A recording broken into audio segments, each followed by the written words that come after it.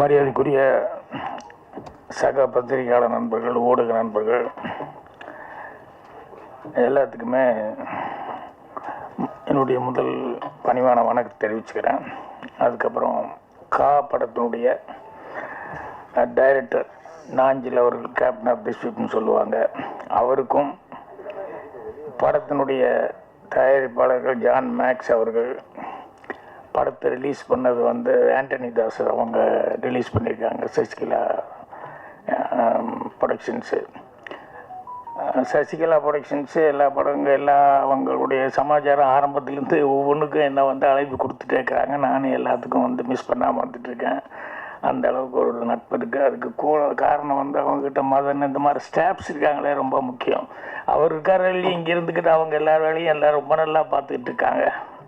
அதனால் அவங்கள குறிப்பாக பாராட்டணும். அப்புறம் படத்தினுடைய நாயகன் நாயகி எல்லாம் சேர்ந்து ஆண்ட்ரியான்னு நினைக்கிறேன். ஆண்ட்ரியாக்கும் அப்புறம் அவர் சலீம் கோஸ் அவர் இப்போ இல்லைன்னு சொன்னாங்க. அவருடைய சிறப்பை பற்றி உதயகுமார் சொல்லிட்டு இருந்தார். அதனால் அவருக்கு என்னுடைய வருத்தம் என்னென்னா, நல்ல ஒரு கலைஞன் டக்குன்னு இப்படி போயிட்டார் அப்படிங்கிறது. அதுக்கப்புறம் இசை மியூசிக் சுந்தர் பாபா அவர்களுக்கு, இன்னும் இந்த படத்து சம்மந்தப்பட்ட எல்லாருக்குமே என்னுடைய வணக்கத்தையும் அட்வான்ஸாக வாழ்த்துக்களையும் தெரிவிச்சுக்கிறேன். முதல்ல வாழ்த்து சொல்ல வேண்டியது நான் உதயகுமார் சொல்லணும். ஏன்னா இப்போ தான் இயக்குனர் சங்கத்தில் முதல் முறையாக தலைவராக வந்திருக்காரு. அதனால் என்னுடைய வாழ்த்துக்கள் தெரிவிச்சுக்கிறேன். வந்தோடனே அவர் ரொம்ப சந்தோஷப்பட்டது என்னென்னா, அவர் அங்கே வந்ததோட சந்தோஷம் இங்கே ஆண்ட்ரியா பக்கத்தில் எனக்கு உட்கார்றதுக்கு வாய்ப்பு கிடைச்சது. அதனால் அந்த ராசி தொடரட்டும். அடுத்தடுத்து எங்கே போனாலும் அவருக்கு அந்த மாதிரி ஹீரோயின்கள் எல்லாம் முக்கியமானவங்கெல்லாம் அவர் பக்கத்தில் உட்காரணும். அவருக்கு இது பண்ணிக்கிறேன். அதே மாதிரி டைரக்டர் பேசுனது எனக்கு ரொம்ப பிடிச்சது. நாஞ்சில் அவர்கள் அவர் பேசுனது ரெண்டு விஷயம். ஒன்று அந்த சலீம் கோஸை பற்றி சொன்னார். நம்ம எப்பவுமே வேறு மாதிரி இமேஜின் பண்ணோம் இல்லையா. அவர் ஷார்ட் முடிஞ்சோடனே உடனே கட்டி பிடிச்சி ஒரு முத்தம் கொடுத்தா தான் ரொம்ப பிடிக்கும் அப்படின்னு சொல்லி சொன்னார். நான் ஆண்ட்ரியாவை நினச்சி பார்த்துக்கிட்டேன். ஆண்ட்ரியா அப்படி சொல்லியிருந்தா எப்படி இருந்திருக்கும் இல்லை, சொல்லும்போது நம்ம நினச்சி பார்ப்போம் இல்லையா, அந்த மாதிரி நினச்சிக்கிட்டேன். அப்புறம் படத்தில் உண்மையிலேயே அவர் சொன்னது ஆண்ட்ரியா எந்த அளவுக்கு அதில் ஸ்ட்ரெயின் பண்ணியிருக்காங்க, எவ்வளோ அக்கறையோடு இதில் நடிச்சிருக்காங்க, எவ்வளோ ஈடுபாடு இருந்திருக்கு அப்படிங்கிறத அவர் சொல்லும்போது புரிஞ்சுட்டேன். அதுக்கு முன்னாடியே எனக்கு மற்றவங்ககிட்டலாம் பேசும்போது கூட ஜான் மேக்ஸு அவங்க ஆண்டனி தாஸ் இவங்க அந்த டீம்கிட்ட பேசும்போதெல்லாம் கூட அவங்க அவ்வளோ ஈடுபாடோட நடித்தாங்க அப்படின்னு சொல்லி கேட்டேன். கேள்விப்பட்டோடனே அது ரொம்ப சந்தோஷமாக இருந்தது. பொதுவாக எல்லா படத்துலையும் ஈடுபாடோட எல்லாருமே நடிக்கிறவங்க தான். இருந்தாலும் சிலது பர்சனலாக சில கேரக்டர்ஸ் அப்படிங்கிறது ரொம்ப லைக் பண்ணிட்டாங்க அப்படின்னு சொன்னோம்னா அது ரொம்ப இன்வால்மெண்ட்டோடு நடிப்பாங்க. அடுத்து டைரக்டர் சொன்னதில் நிறையா சினிமாவை பற்றி புதுசாக இருந்தது எனக்கு. அவர் சொன்னதில் நிறைய விஷயங்கள் என்னென்னா, சினிமாங்கிறது ஒவ்வொருத்தரும் ஒவ்வொரு மாதிரி சொல்லியிருக்காரு. அவர் கொஞ்சம் யாரோ ரெஃபரன்ஸ் எல்லாம் கொடுத்துட்டு இது அனுபவம் அப்படின்னு சொன்னார். பொதுவாக படம் கையில் இருந்ததெல்லாம் பார்த்தா தான் படத்தை உடனே பார்க்கணும் அப்படின்னு சொல்லி தோணுது. இதில் ஆன்ட்ரியா ஆக்ஷன் அப்படின்னு சொல்லி நடித்ததெல்லாம் பார்த்துட்டு கண்டிப்பாக பார்க்கணுன்னு. அதை விட அவர் டைரக்டர் பேசினதை வச்சு இவ்வளோ ஏதோ சொல்கிறாரு, ஒரு வித்தியாசமாக இருக்க, அதனால் அவசியம் படம் என்ன இருக்குன்னு பார்க்கணும் அப்படிங்கிற மாதிரி ஒரு ஆர்வத்தை கொடுத்தது. வந்துரிமை யாருக்கிட்ட என்ன இதுன்னெல்லாம் கேட்டுக்கிட்டு இருந்தேன். அவருடைய எக்ஸ்பிளனேஷனுங்கிறது கொஞ்சம் வித்தியாசமான முறையில் இருந்தது. இந்த படங்கள், இந்த மாதிரி படங்கள், காமார படங்கள் எல்லாம் அந்த காலத்தில் நான் ரொம்ப விஜயில் நடித்து revolver, Rita, Kanchana, gun fight Kanchana, அந்த மாதிரி டப்பிங் படங்கள் தெலுங்கில் எடுத்து அது பூரா வரும். அதெல்லாம் மிஸ் பண்ணாமல் நான் பார்த்துருவேன். எப்பவுமே இந்த டப்பிங் படங்கள் தெலுங்குலேருந்து வர்றது ஃபைட் படம் தான் எனக்கு ரொம்ப பிடிக்கும். அதனால் மிஸ் பண்ணாமல் காந்தாராவ படங்கள் இதெல்லாம் நான் பார்த்துக்கிட்டே இருப்பேன். அந்த மாதிரி அவங்க விஜய் ஜெயலலிதா நடித்தாங்க. அதுக்கப்புறமா விஜய் ஜெயலலிதாவுக்கு அப்புறம் அப்புறம் ஆக்ஷன் படங்கள் விஜய் சாந்தி கொஞ்சம் வேறு மாதிரி சோசியல் டைப்பில் விஜய் சாந்தி நடித்தாங்க. ஸோ விஜயில் ஏதாவது வந்து பூரா கௌபாய் படங்கள் அந்த ஜாதியில் இருக்கும். விஜயசாந்தி ஃபேமிலி ஓரியன்டாக செஞ்சாங்க.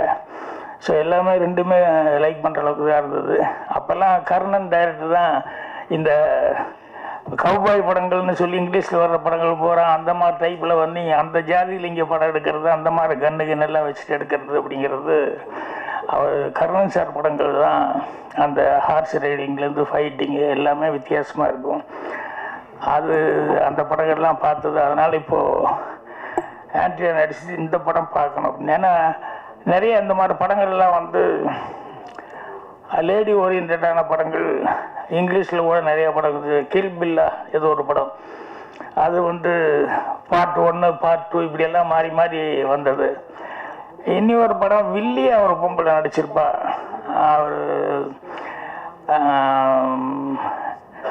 ஹீரோ நல்ல பாடி பில்டர், அவர் பேர் நம்ம மறந்து போச்சு எனக்கு. அவர் வந்து ஒரு படத்தில் ஹீரோ. அந்த படத்தில் அவர் மேலே வந்து எங்கே போனாலும் ஒரு மர்டர் நடக்கும். அந்த மர்டர் வந்து அவர் மேலே அந்த சார்ஜ் வந்துடும், மர்டர் சார்ஜ். ஸோ அவர் அதில் போலீஸ்கிட்டேருந்து தப்பிச்சு ஓடிட்டு இருப்பார். அப்புறம் இங்கே வாங்க அங்கே வாங்க, உங்களுக்கு எதுக்காக என்னங்கிறத விளக்கம் சொல்கிறான்னு சொல்லிட்டு ஒரு ஸ்பாட்டுக்கு போய் நிற்பார். போய் நிற்கிற இடத்துல பூரா பார்த்தீங்கன்னு சொன்னோம்னா மறுபடியும் மர்டர் நடக்கும், மறுபடியும் மாட்டிக்குவார். கடைசியில் கிளைமேக்ஸில் வந்து இது எல்லாத்துக்கும் காரணம் இத்தனை மர்டர்லாம் பண்ணதுன்னு சொல்லிட்டு அங்கே தான் ஒரு லேடியை கொண்டு வருவாங்க. என்னென்னா அவங்க வந்து அதுக்கு முன்னால் நிறைய ஆக்ஷன் எல்லாம் வந்தது. அப்போ லேடினே தெரியாது. சில இடங்கள் தப்பிச்சு போகிற இடங்கள்லாம் அவ்வளோ நல்லா அந்த ஆக்ஷன் சீக்வன்ஸ் எல்லாம் இருந்தது. அதுக்கப்புறம் கிளைமேக்ஸில் வந்து அந்த லாஸ்ட்டு ஃபைட் சீக்வன்ஸ் வரும்போது அப்போ தான் ஓப்பனாக லேடின்னு காமிப்பாங்க. அவங்களுக்கு எல்லா ஸ்கில்லும் இருக்குது, ஏன்னா ஆர்மியில் வந்து வேலை பார்த்தவங்க அப்படின்னு சொல்லிட்டு. அந்த கிளைமேக்ஸ் ஃபைட்டெல்லாம் கூட ரொம்ப ஒரு ஓப்பன் டெரஸ், ரொம்ப பெரிய ஹைட்டான ஒரு பில்டிங்கில் மேலே நடக்கும். ஸோ அப்போ அந்த பொண்ணு எந்த அளவுக்கு, ஸோ இங்கிலீஷில் சில பேர்த்து நம்பி லேடிஸை வந்து போடும்போது உண்மையிலேயே அவங்க அந்த அளவுக்கு அந்த ஆக்ஷன் பண்ணுற அளவுக்கு பாடியை வச்சுக்கிட்டு அந்த டேலண்ட்டோடு அவங்க பண்ணியிருப்பாங்க. ஸோ அந்த மாதிரி அந்த பொண்ணு அந்த படத்தில் நடிக்கும்போது கூட ரொம்ப நல்லா பர்ஃபார்மன்ஸ் பண்ணியிருந்தது. அதில் கடைசியில் ஹீரோ அவனுக்கு ஒரு இது வேறு, ஏரோ வேறு அந்த பொண்ணு விட்டதில் அதுலேயும் வேறு ரொம்ப இதாகிடுவான். அதோட மீறி ஃபைட் பண்ணிட்டு இருக்கும்போது அவன் எப்படியோ டாட்ஜ் பண்ணி அந்த பொண்ணு இவனை தள்ள வரும்போது இவன் அந்த பொண்ணை தூக்கி விட்டா அவ்வளோ பெரிய பில்டிங்லேருந்து ஒரு ராடு நீட்டிட்டு இருக்கான், அதை பிடிச்சி அப்படியே தொங்கிட்டு இருப்பான். ஸோ கீழே அவ்வளோ டெப்த்து. இப்போ அவன் தொங்கிட்டு இருக்கும்போது இவன் கஷ்டப்பட்டு எந்திரிச்சு மெல்ல பக்கத்தில் வந்து பார்ப்பான். அவளுக்கு தெரியும் இனிமேல் இதுக்கு மேலே வந்து நம்ம தப்பிக்கிறதுக்கு சான்ஸே இல்லை. ஏன்னா ஒரு 15-20 மாடிக்கு மேலே இருக்கும். இவ்வளோ டெப்த்தில் நம்ம உழுக போகிறோம், சாக போகிறோம் அப்படின்னு சொல்லும்போது அப்போ வந்து மெல்ல வந்து சொல்லுவாள், இந்த மாதிரி இனி நம்ம தப்பிக்க முடியாதுங்க சொல்லும்போது ப்ளீஸ் ஹெல்ப் மீ அப்படிங்கிற மாதிரி சொல்லுவாள். அப்போ அந்த ஹீரோ வந்து சொல்லுவான் என்னென்னா, இத்தனை பேர்த்து நீ கொலை பண்ண லைனா, அதுவும் உயிர் தானே, அப்போல்லாம் உனக்கு ஃபீலிங்கே எதுவுமே கிடையாதா? இத்தனை பேர்த்து கொண்டுட்டு இப்போ உன் உயிருங்கும் போது மட்டும் ஹெல்ப் மீன்னு சொல்லி கேட்குறியா அப்படிமா. அப்புறம் அவளுக்கு தெரியும் இனிமேல் ஹெல்ப் பண்ண போகிறதில்ல, அதனால தான் அட்வைஸ் பண்ணுறேன் அப்படின்னு சொல்லிட்டு கோபத்தில் வந்து கோ டு ஹெல் அப்படின்னு கத்துவா. உடனே எஸ் லேடிஸ் ஃபர்ஸ்ட் அப்படின்னு சொல்லி காலில் அந்த அவள் கையை தட்டி விடுவான். ஸோ சாதாரணமாக லேடிஸ் ஃபர்ஸ்ட்டுங்கிறது வந்து நம்ம எங்கேயோ ஏதோ கேள்விப்பட்டிருக்கோம். அந்த டைலாக் ரைட்டர் அந்த படத்தில் அந்த இடத்துல வச்சான் பாருங்க, அதுதான் சாமர்த்தியம். அவள் வந்து கோ டு ஹெல்னு சொன்னோடனே லேடிஸ் ஃபர்ஸ்ட்னு அந்த காலில் கையை அப்படி தட்டி விடுவான் அப்படிங்கிறது ரொம்ப விஷயம். அந்த மாதிரி நிறையா படங்கள் வந்து லேடி ஓரியன்ட் படங்கள் வந்து அந்த காலத்தில் வந்தது. இப்போ இந்த படம் பண்ணியிருக்காங்க. ஸோ ஆண்ட்ரியா அவங்க டைரக்டரும் வித்தியாசமாக இதை பற்றி சொன்னார். நான் வரும்போது மனைவி வந்து அவர் ரொம்ப அப்ரிசியேட் பண்ணி சொன்னார். என்ன ஒரு பாட்டு பார்த்தார் போலுக்கு. நான் வேறு ட்ரெய்லர்லாம் பார்த்தேன். இந்த அனிமல்ஸ் எல்லாம் வச்சு ஒரு பாட்டு இங்கே ப்ரொஜெக்ஷன் பார்த்தார் போலுக்கு. அதை பற்றி சார் அவ்வளவு நல்லா இருந்தது, நான் இது வரைக்கும் நான் பார்த்தேன், இவ்வளவு நல்லா நான் பார்க்கல அந்த அனிமல்ஸை வச்சு அப்படிங்கிற மாதிரி. நான் எங்கடா மிஸ் பண்ணிட்டேன், நான் ட்ரெய்லர் பார்த்தேன், மற்றதெல்லாம் பார்த்தேன், அது எங்கேயும் மிஸ் பண்ணிட்டேன் அப்படின்னு சொல்லிட்டு ஃபீலிங். அந்த அளவுக்கு இந்த காட்டுக்குள்ளே அப்படின்னு சொல்லும்போது அந்த நேச்சராக இருக்கக்கூடிய விஷயங்கள் நிறைய நல்லா இருக்கும். அதனால் ஆக்ஷன் அது பெரியவர்களுக்கு படமாக பிடிக்கும். வேறு லேடி ஓரியன்ட் அப்படிங்கிறதுனால கண்டிப்பாக எல்லாருக்கிட்டையுமே ஒரு எதிர்பார்ப்பு இருக்குது. அந்த எதிர்பார்ப்பு அளவுக்கு படம் சக்ஸஸ்ஃபுல் ஆகும் அப்படின்னு சொல்லிட்டு இப்போ அட்வான்ஸாக வாழ்த்துக்கள் தெரிவிச்சுக்கிறேன். ஒரே ஒரு விஷயம், எப்படி இருந்தாலும் கான்ட்ரவர்சி வரும்னு தெரியும், வேறு வழி இல்லை. என்னென்னா இந்த மஞ்சுமேல் பாய்ஸ்ன்னு சொல்லி ஒரு படம் அவ்வளோ பிரமாதமாக அவன் ஊரில் எடுத்த ஊரில் கேரளாவில் ஓடுறதை விட இங்கே தான் பெரிய சக்ஸஸாக, இங்கே தான் பயங்கர வசூலாக வந்து ஓடிச்சு. இந்த மாதிரி நிறைய படங்கள் வந்து அந்த காலத்தில் வேறு லாங்குவேஜில் எடுப்பாங்க. சங்கராபரணம் வந்து அந்த அளவுக்கு அப்படியே தெலுங்கு கொண்டு ரிலீஸ் பண்ணாங்க, அது அந்த அளவுக்கு ஓடிச்சு. செம்மீன் அந்த காலத்தில் எடுத்த படங்கள் ஓடிச்சு. இப்படி வந்து நிறைய படங்கள் அடுத்த ஊரில் எடுக்கிறது வந்து லைக் பண்ணுறாங்க ஜனங்க. அதனால் வந்து அதில் ஏதோ ஒரு விஷயம் இருக்கிறதுனால தான் அந்த அளவுக்கு போயிருக்கு. ஆனால் நம்ம ஊர் ரைட்டர் ஒருத்தர் வந்து ரொம்ப கீழே இறங்கி அதை விமர்சனம் பண்ணுறதுங்கிறது மனசுக்கு ரொம்ப கஷ்டமாக இருந்தது. ஏன்னா அவர் நல்ல ரைட்டு, பெரிய ரைட்டு, பேர் வாங்கினவர். அது ஏன் வந்து மனசுக்கு வருத்தமாக இருக்குது அப்படின்னு சொன்னோம்னா, அது படத்தை மட்டும் விமர்சனம் பண்ணி ஒரு வார்த்தையை விட்டுருந்தா பரவாயில்ல, வேற மாதிரி வார்த்தைகள் விட்டார். அதாவது படத்தை பற்றி விமர்சனமோ இல்லை படத்து டைரக்டர் அதை பற்றி விமர்சனம் விட்டு பொதுவாக கேரளாக்காரங்க அதில் நடித்த நடிகர்கள் கேரளாக்காரங்க அப்படின்னு சொல்லிட்டு இந்த மாதிரி ஒரு வார்த்தை விட்டது அப்படிங்கிறது அது தமிழனுடைய நாகரிகமாக இல்லை, நம்ம பண்பாடும் கிடையாது. ஏன்னா நம்ம எல்லாத்தையும் பாராட்டி தான் சொல்லிக்கிறோம் ஒழிய யாரையும் வந்து அவ்வளோ இறங்கி விமர்சனம் பண்ணல. ஸோ ரைட்டர் வந்து அப்படி விமர்சனம் பண்ணார் அப்படிங்கும்போது ரொம்ப கஷ்டமாக இருந்தது. என்னென்னா சினிமாவில் வந்து என்ன வேணாலும் நீங்கள் விமர்சனம் பண்ணலாம், அந்த படத்துலேயே வந்து ஏதாவது எனக்கு அது பிடிக்கல, நீ தமிழ் இப்படி காமிச்சிருக்க அப்படி காமிச்சிருக்க அப்படிங்கிறது இந்த மாதிரி வர்றதுங்கிறது தப்பு இல்லை. படத்தில் அது சரியில்லை இது சரியில்லைன்ட்டு பர்சனலாக வந்து அந்த ஊருக்காரங்களை அப்படின்னு சொல்லி அப்படி பேசுனது அப்படிங்கிறது தான் ரொம்ப ஒரு கஷ்டமான ஒரு சமாச்சாரம்.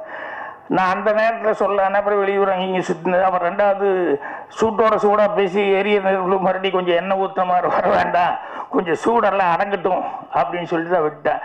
இது கூட இப்போ நான் பதிவு பண்ணுறது எனக்காக மட்டும் இல்லை, இன்னும் தமிழ்நாட்டில் யாருமே அதை பற்றி ஒன்றும் கண்டுக்கவே இல்லையா அப்படின்னு சொல்லிட்டு அந்த கேரளா பீப்புள் அவங்க நினைக்கக்கூடாது. அதுக்காக நான் வந்து பதிவு பண்ணுறேன். தமிழ்நாட்டில் அப்படி கிடையாது.